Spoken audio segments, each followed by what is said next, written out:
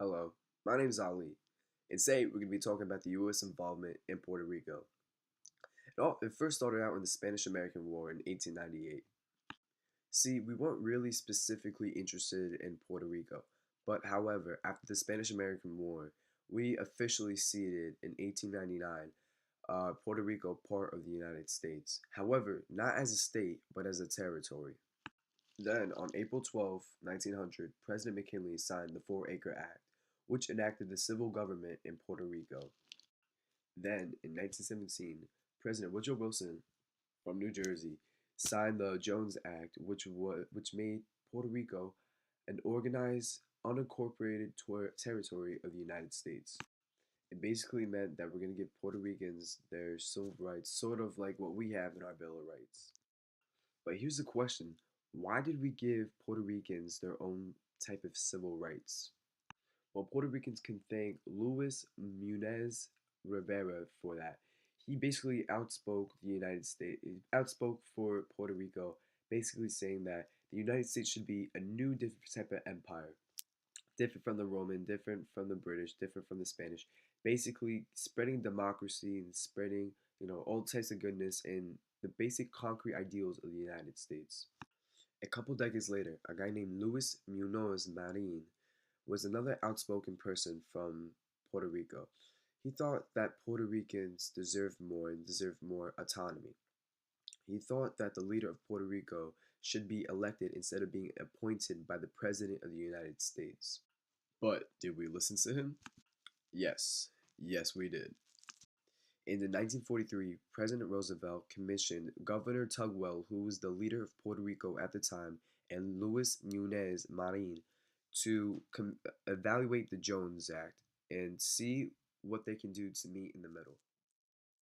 So, when they came into the middle, they both agreed that the Puerto Rican governor should be elected by the people instead of being appointed by the President of the United States.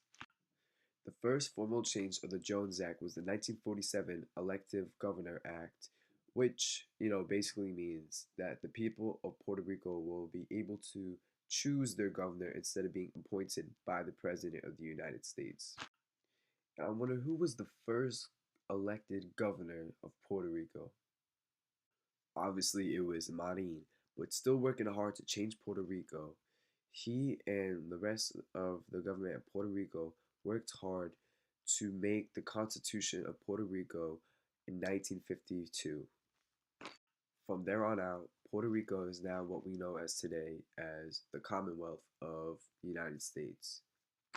Now, you must be wondering, sitting in your desk, what is Puerto Rico's government? Well, my fellow classmates, Puerto Rico's government is based on a bicameral system, just like the United States. So, how is Puerto Rico independent or some type of independent from the United States? Well, this is what they can do basically around the world. They can have their own Olympic team, they have their own Miss Universe, and they don't have to pay income tax or give tax returns unless they work for the federal government of the United States. Now, how is Puerto Rico American? Puerto Rico is still part of America because the currency of Puerto Rico is the US dollar. Puerto Ricans can serve in the US military. The island uses the US postal system. And lastly, the American flag flies over the Puerto Rican capital. Now, one of the biggest debates over the relationship between the United States and Puerto Rico is, should the United States annex Puerto Rico as the 51st state? Well, Puerto Ricans voted on their status in 1967, 1991, 1993, 1998, the year I was born, and 2012 during the presidential election. Now, in 2012, during the presidential election, when Puerto Rico was able to choose on their status, they had three options. The first option was independence, which only about 6% people of the population voted for. The second one was a free, sovereign free association, which would give more autonomy to Puerto Rico. And only 33% of the population voted for that. And the third option was becoming a state or being annexed to the United States. And only 61% voted on that. Now, obviously, today we don't have 51 stars on our flag, but it is one of the most between our relationships between United States and Puerto Rico, one of the most hotly debated to annex Puerto Rico. Now, will we? Who knows? Maybe we'll have a 51st star on our American flag soon. But until then, this is Ali Aljarrah.